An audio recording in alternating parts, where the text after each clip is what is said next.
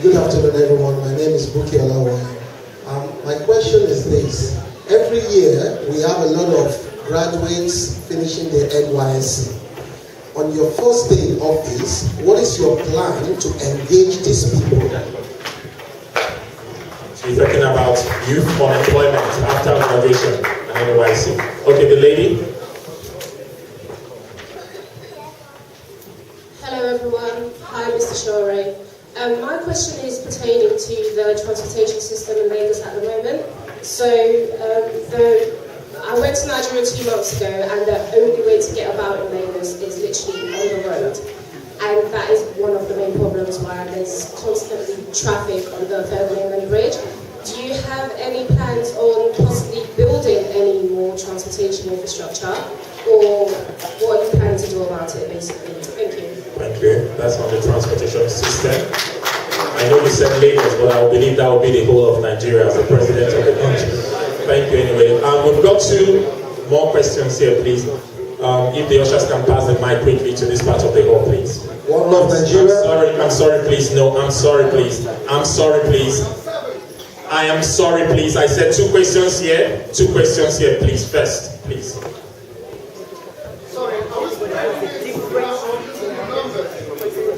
This is the first stage. We've taken 4 questions from the front, 2 at the left-hand side of the back, and then 2 at the right-hand. We'll go to the second stage, please. If you have your questions, you can put them in writing, and thank you very much for those who have sent their questions. We'll read them out. Yeah, number 7 and 8 here. There was a guy who was wearing a black... Sorry. Who was given a number there?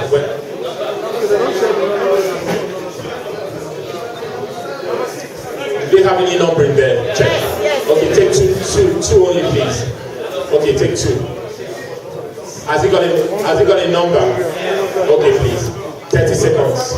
Hi, Mr. OMOYELE. My name is Sowore. My question goes thus. What are you going to do? Because I'm so much particular about the database in Nigeria.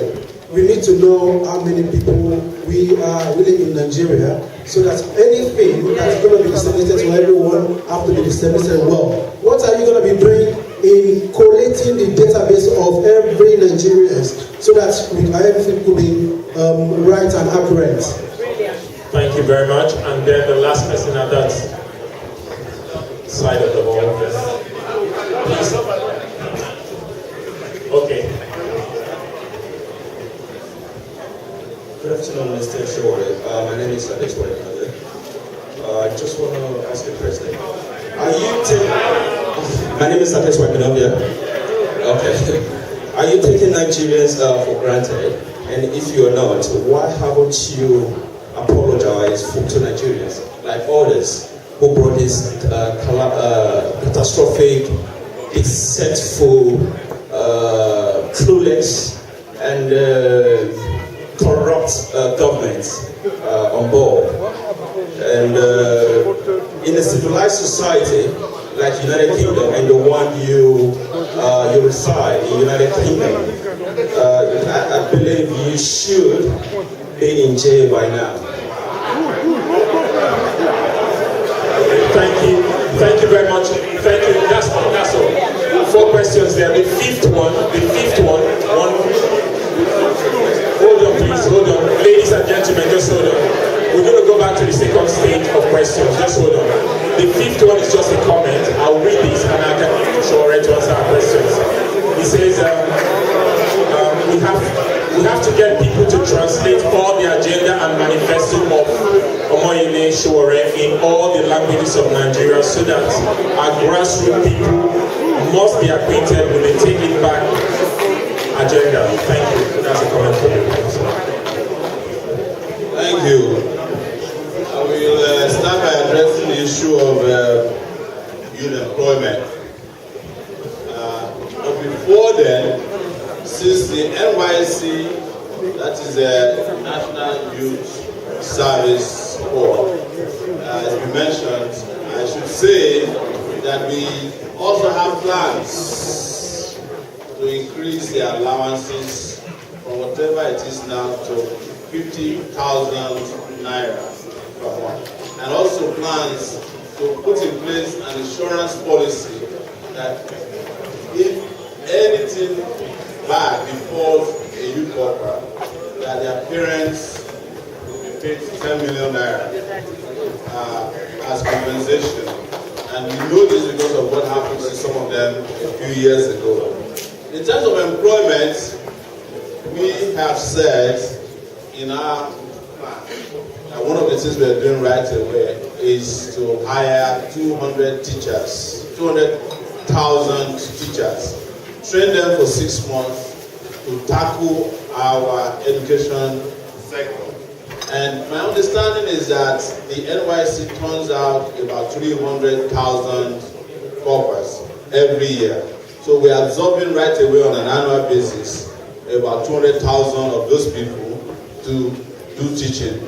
We have plans to hire 160,000 primary healthcare workers across Nigeria. Reason is simple. Most people in Nigeria die never even checking their blood pressure. That's the truth.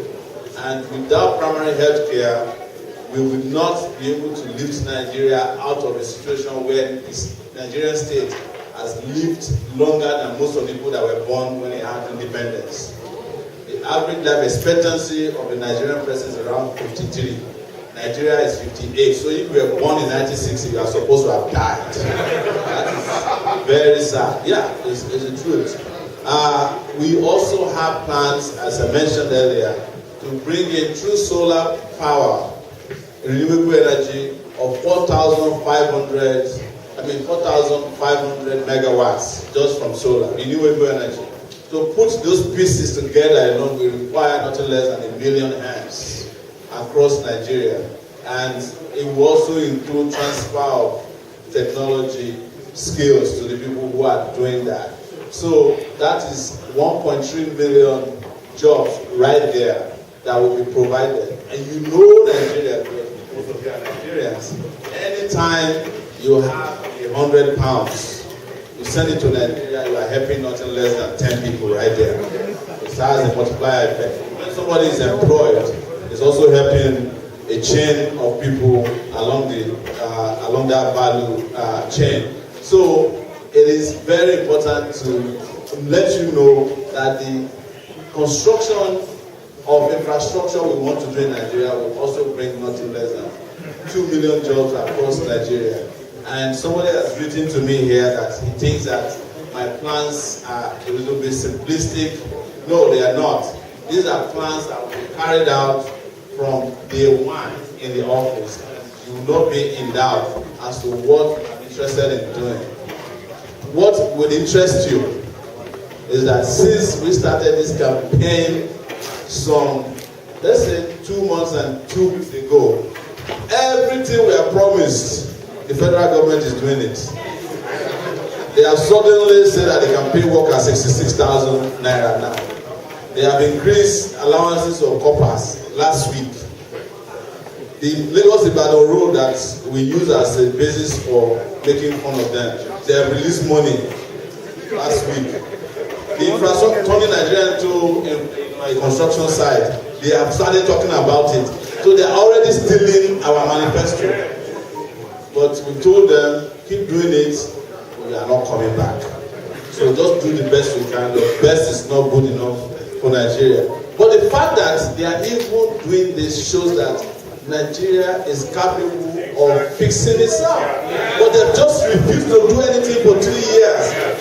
Last year to the election, they want to bribe you with their usual cosmetic change that they do. We are no longer interested in chicken change. Transportation across Nigeria, the infrastructure we'll be building will be, I don't like to use world class because Nigerians are already world class people. They like world class things. You know? I've lived in the US for 19 years and I swear by my mama that each time I found out about a new cell phone that's just been made, it's from Nigeria. But somebody will call you and say, can you help me can you buy me a cell phone, a Samsung something Edge? Then I have to go and Google it. And we love good things. So why don't we have good leaders that can give us a good country? So we have to vote for great leaders in the next dispensation. Transportation, we need mass transit. There's no alternative to it. By now, we should have a bullet train going from Lagos to Port Harcourt that can take you there in 3 hours. Yes. And don't tell me that we can't pay for it, because the money that was stolen by those guys who were doing fuel subsidy fraud was $26 billion and change. That was how much he stole in 4 years under Jonathan, who I think should be in jail. Not me.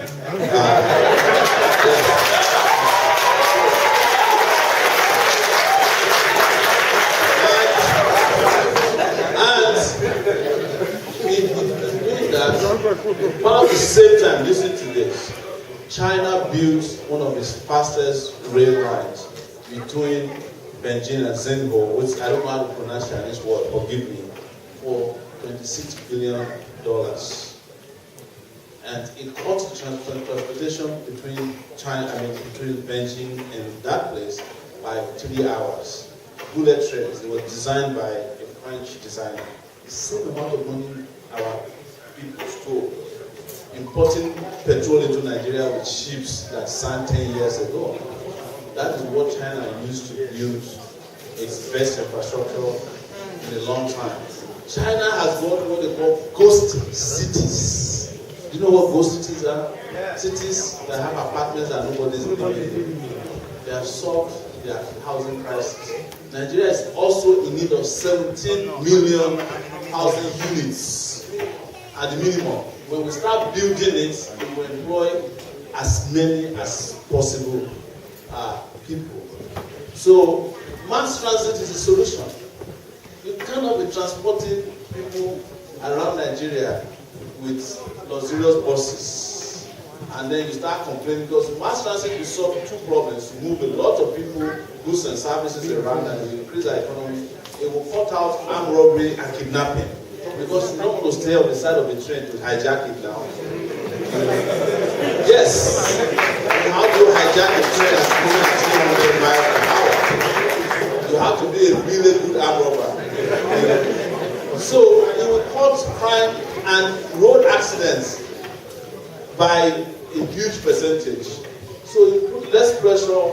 All of these issues that we have with damaging trucks killing people, why don't we our oil, petrol, from Ido to Kano, we just get our coaches and our fasts, as we used to do. Thank you. So people just make it as if to run Nigeria, it is rocket science. But guess what? If it is rocket science, I'm a rocket scientist. And we've got a lot of rocket scientists who are Nigerians who will come and deliver governance, in rockets. Yeah. So we'll be firing the rocket of development in every part of Nigeria. So that is for transportation. We just have to have a robust policy. I mean, in London, you blame yourself if you have a car. Same thing in New York. Because you can go everywhere, through the tube. And our leaders see these things. It is their money that they use, it's our money they use in building the London tube here now, through Shell, BP, and the rest of them. In addition to the one they steal and bring in here through their banks. It is our money that partially built Dubai. It's our money that is building some cities in the US. It's a place they call Potomac, where Atiku and the rest had their houses. Which has now been sold because they can't enter the US. They can't go back to the mansion. Under Sowore report, there was one who exposed all of those houses, including the one by Ojuzo Kalo and all that. And the moment we started exposing them, they became crime scenes. Yes, so we have to deliberately invest in modern infrastructure. There's no escaping it. There's no other alternative than to do it and do it now. By the way, this has afforded me to be meeting some great Nigerians. So we won't have a problem putting the cabinet together. Yeah. A lot of people have been submitting resumes, and I asked them, have I won yet? They said, so I'm holding meetings with these guys on how to develop ideas. There are ideas there. There are honest people, honest business people who know where we can find the funding, who know where we can find the cement, who know where we can find the gravels, who know where we can find the sand, and who know where we can find the wheelbarrow. But they don't allow these ideas to flourish because Nigeria is a country with contractors without builders. How many do we have? Data collection. I am a data person. My life revolves around data analysis. That is what I do as Sahara reporters. I have to every day, every minute look at data. So I'm a sucker for data. That's the way to put it. And the data to develop Nigeria is right there inside Nigeria. The telephone companies, telecommunication companies have captured enough data of Nigerians. The average Nigerian has got 2 cell phones. The banking sector has done a good job of capturing data through BVN. The passport offices, data is flying all over the place. I think what we should worry about data is how to protect our data so that it doesn't fall into wrong hands. I can guarantee that already we have a good idea of how many Nigerians we have. So the problem is not data. It is to find the person who can use the data. You cannot have a person who uses a 1965 method to synthesize and analyze a 2018 data. If we cannot have it, the people that we have now, they don't even know means and mode. And what's the other one? Statistics. Median means and mode. That's the oldest data statistic collection now. They don't know it. Because these guys never even did it. They never did it in school. But for us, we know how to use the technology to analyze data. Look at what we are doing transparently here. As we are here, we no longer need a television station to be broadcasting us live. All of us who are live on Facebook are reaching more people than the NTA can ever reach their entire life. Yes. So we have disrupted that space. And data collection in a way that is disruptive is something that I love, and I just need to move in there, collect that of the telecom companies, the banks, and the passports, every other place that will be collecting data from, synthesize, analyze, and digitize it. And put, so there's something that they don't know that we know also. We know how to visualize data. Because if data is useless if you cannot make it look attractive. If you can't make it look sexy, as I say, you have to visualize data, infographics, all those things. You put in the data, you will know where you are supposed to be, where you are not supposed to be. We use it even in our election campaigning now. You know where to go. When we wanted to come to London, it was data that pointed us to where we chose as the venue.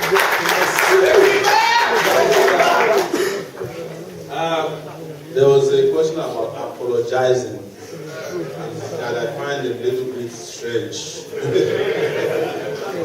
If you want to ask for apologies, you have to ask for people who put Nigeria the way it is now since 1960.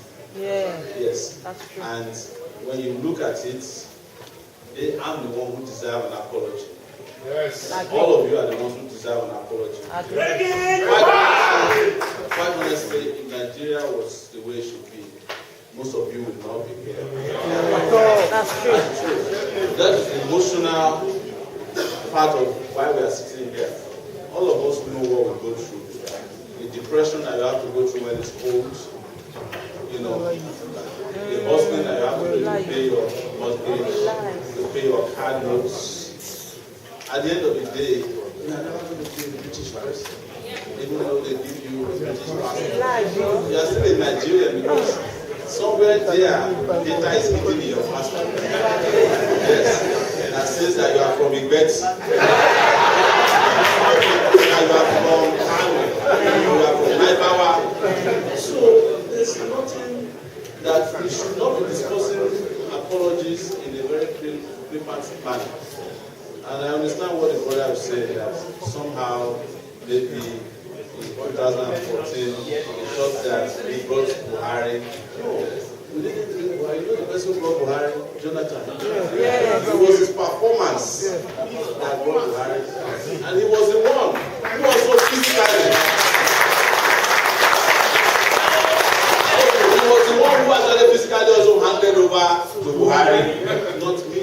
As a matter of fact, I said that I'm not saying it to deny it. I didn't campaign for Buhari. You can't find any campaign of me. There are some people who did. Some people got paid to campaign for Buhari or Jonathan. Never. I was asked the BBC yesterday. They thought they had a fax. They said, "You need to take money from Buhari." I said, "No, because I don't accept money from politicians." That's right. That's I don't accept advice from governments.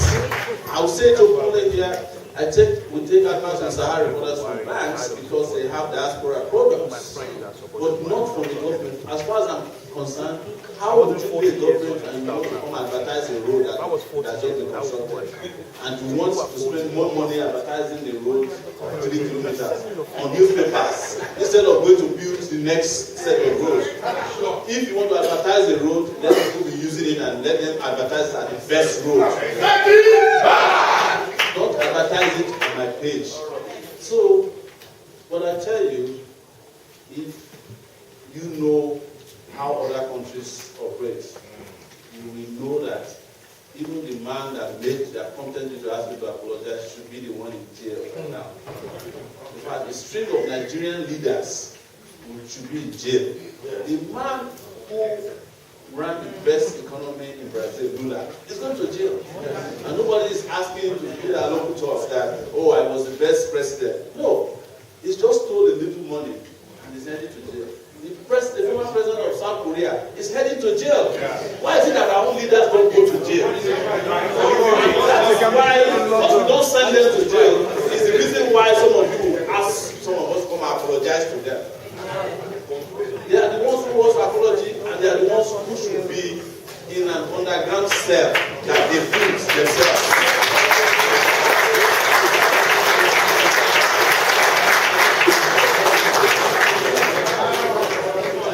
Sorry, if I sound a little bit high-pitched, I just don't get it.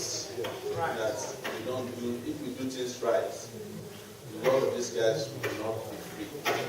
Look at Wanda is still staying in his mansion in Mina. The one in Porto.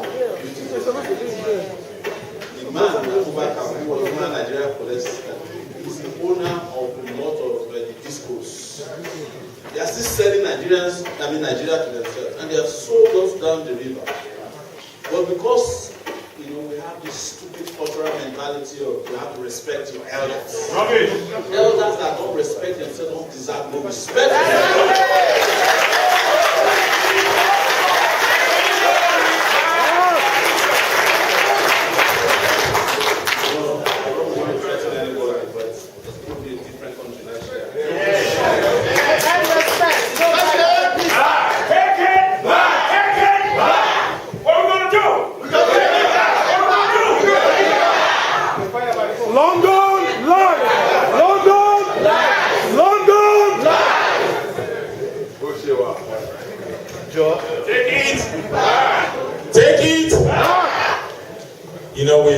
We've received quite a lot of questions here, and also we are getting questions from online.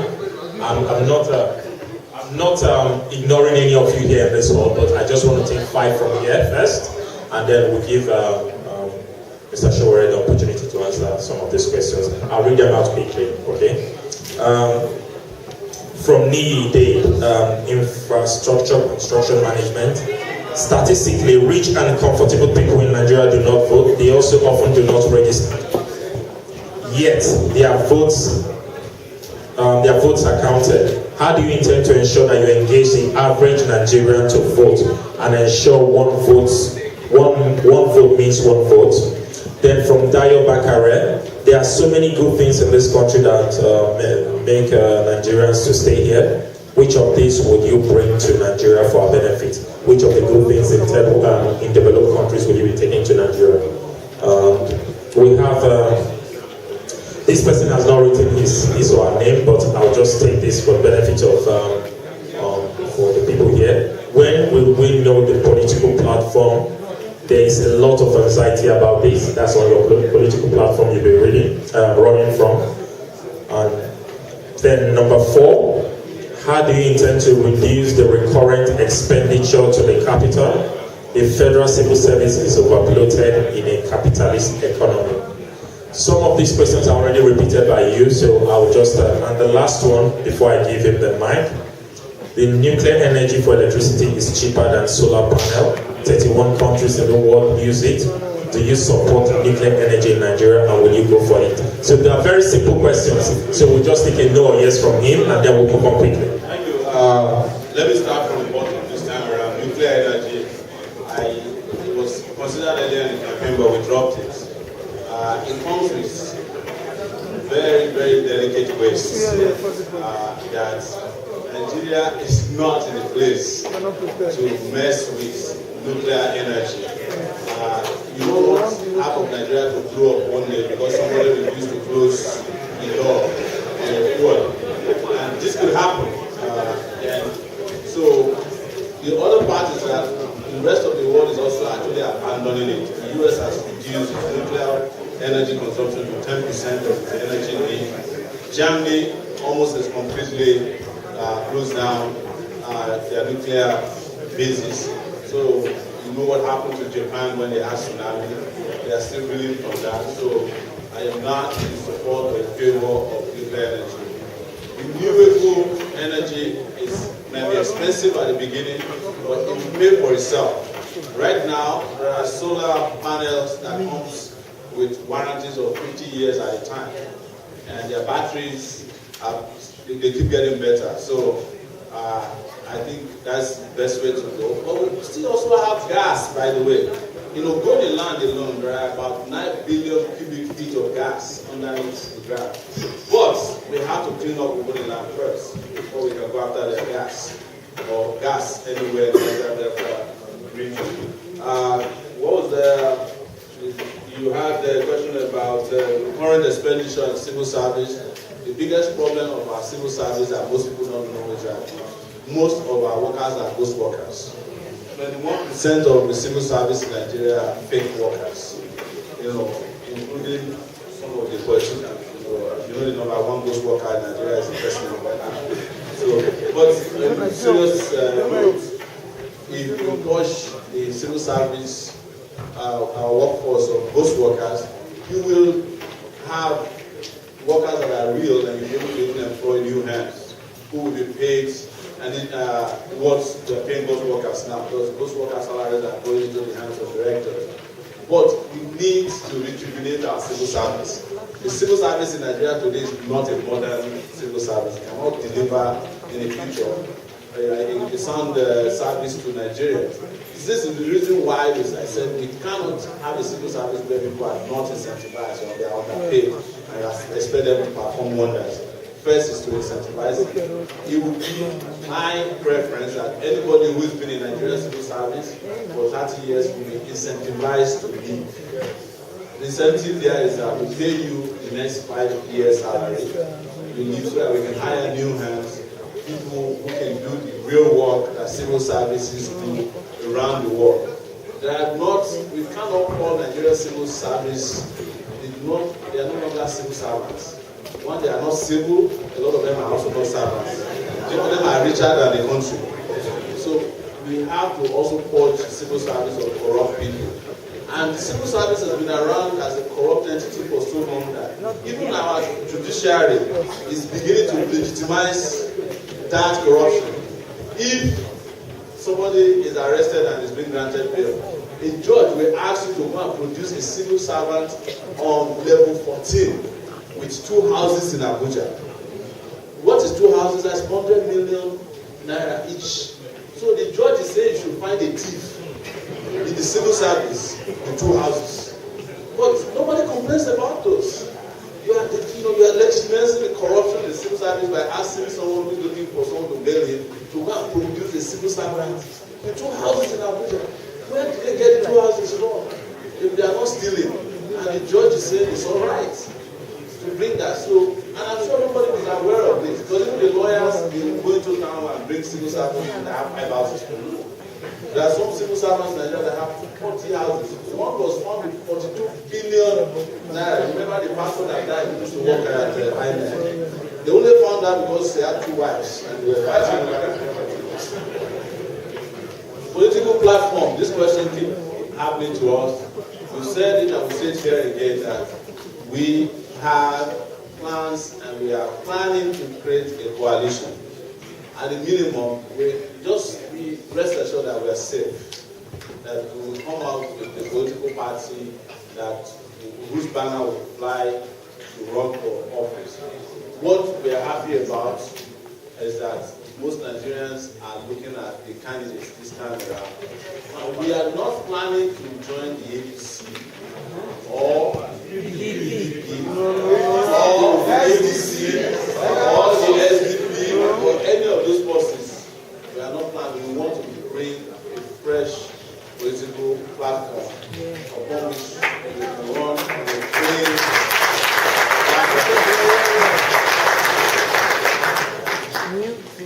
Good things you bring to Nigeria.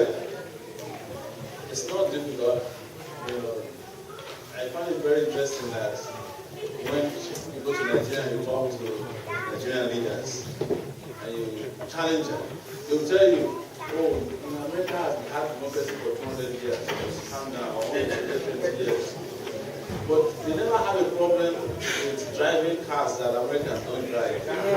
So America has had democracy for 20 years, like 200 years. Their senators are not driving Bentley.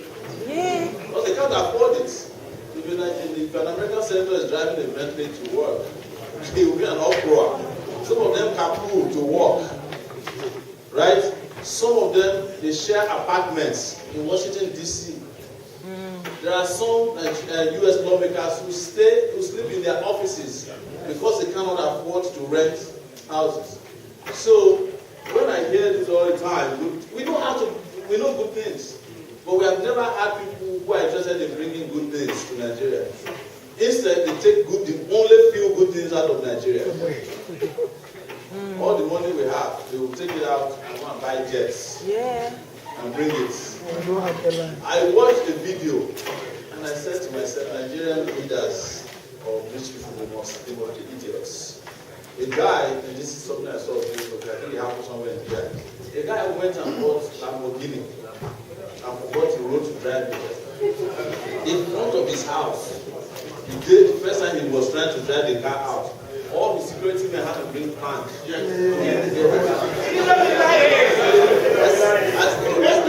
This wasn't actually doing, but there was another guy in the behind.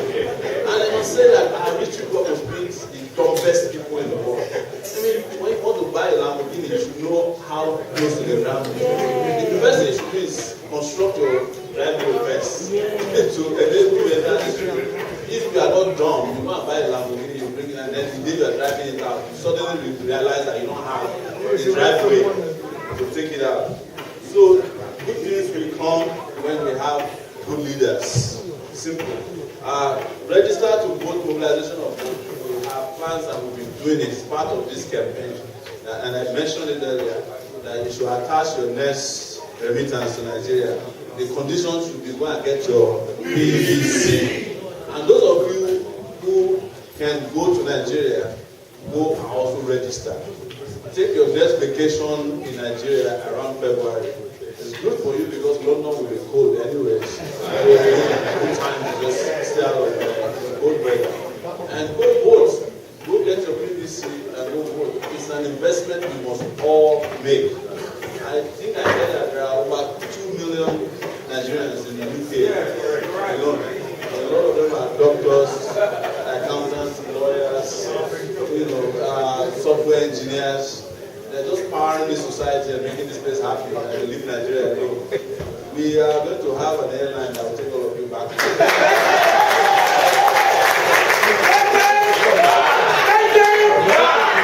The British Airways has treated us for too long. We need our own airways so that as soon as the airline is taking off, you are cooking on air and eating amala.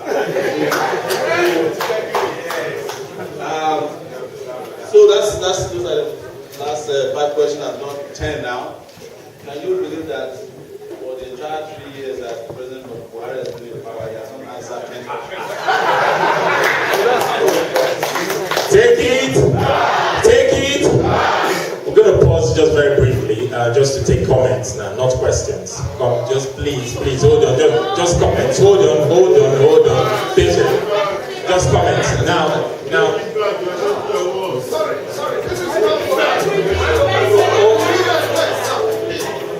Hold on.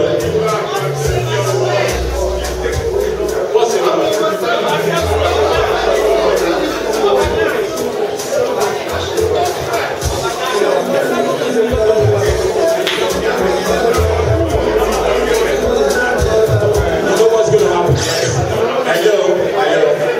Hello, ladies and gentlemen.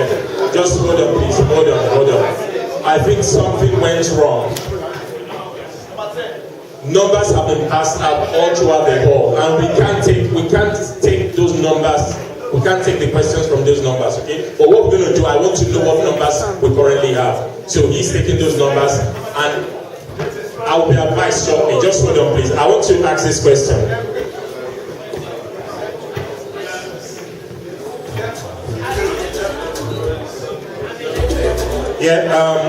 From Austin Aneke, founder June 12th Post or something.com. Your background is mainly on anti-corruption. Will you probe past regimes when you come to power in 2009? If yes, how many past regimes? EFCC has just spent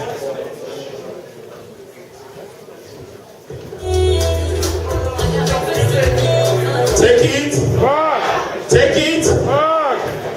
London. Okay, I just repeat this one first. Your background is mainly on anti-corruption.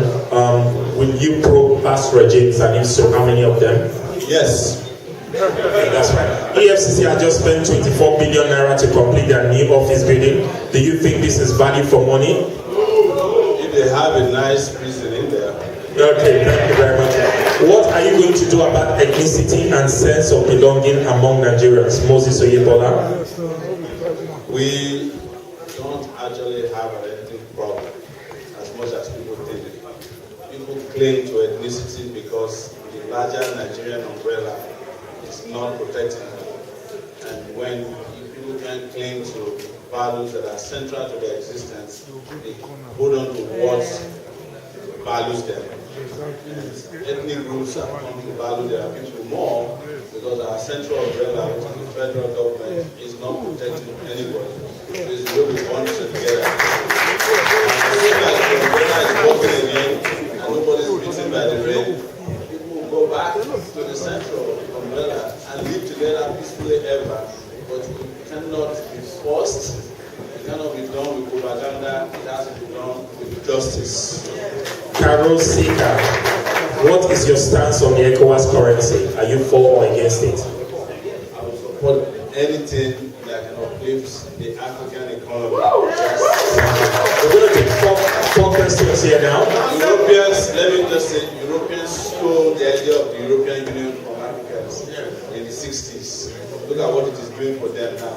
There's no reason we cannot unite Africa behind one currency, but we also need integration.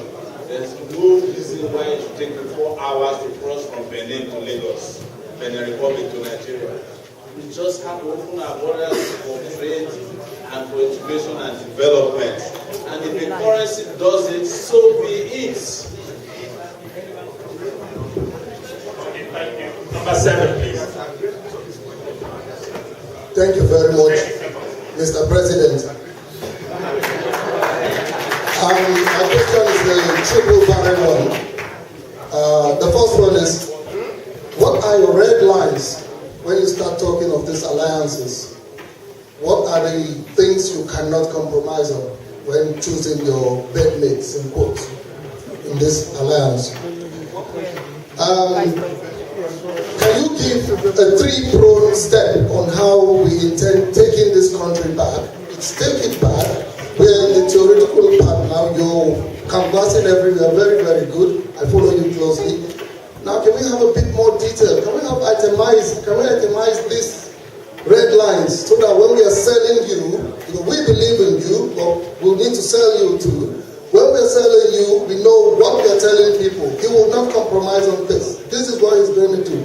I think we need to know some of these things even before this partnership or alliances start coming up. Thank you very much.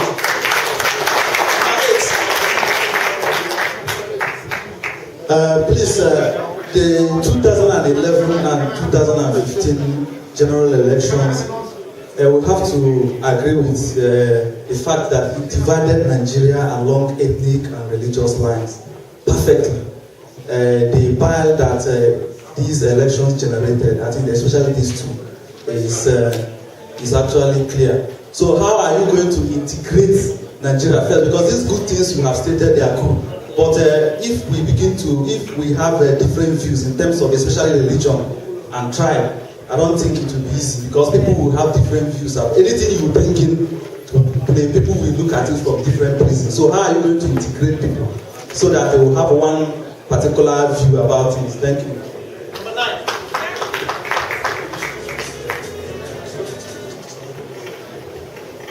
Good evening. Thank you so much for doing this, and we're all behind you. My questions are: you mentioned solar energy, and I think that's really great. Have you considered also solar powering individual homes? So that way businesses can come, set up solar factories. The employment chain is going to be huge. You're going to need maintenance, transport, delivery, repairs, all kinds of things. So that's going to explode. That would mean that Nigeria can literally be powered within the next 4 years. And also, finally, blockchain technology. How are you going to use that to eliminate corruption? Because with blockchain, you know that it's quite tight security-wise. Thank you.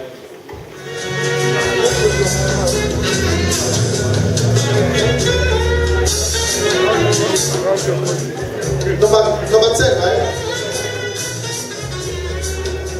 Mr. Sowore, I will say you actually followed through this and noticed that you are going about it.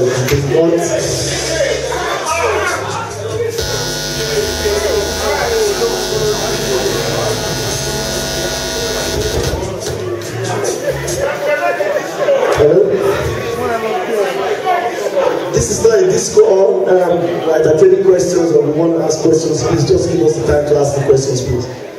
My name is Ojo Akarayi. First of all, you did say you're going to try to increase the minimum wage to 100,000. And you know for a fact that we've got two systems that works in Nigeria, the federal and the states. And you understand that some of these states may not be able to afford the 100,000 naira. So what are your plans in ensuring that all states comply with this 100,000 minimum wage and what the living wage? And what are your plans in ensuring that every person who have worked for the Nigerian system who become at some point in time becomes pensioners? How are you ensuring that these pensioners have every cause to be grateful for the fact that they've actually saved Nigeria very well? Thank you. I think I should Let's take that for now. Thank you very much for these great questions, and I want to go through them very quickly. Again, I want to start because pensioners are very, very key to my life. My dad died 10 years ago, and he was a teacher for 35 years. Even though I had been in America at that point for 4 years, it was his pension that kept our family going until I was able to find my kids in the US. My father had 20 kids, we had 16 left. Yeah, don't ask me if I know all their names. But I felt very bad that even though my dad was sick before he died, he had to queue up for days just to get registered as a pensioner. And that's something technology could have done. It should have just sent a text to a number and they'll verify and get somebody back to him to register him as a pensioner.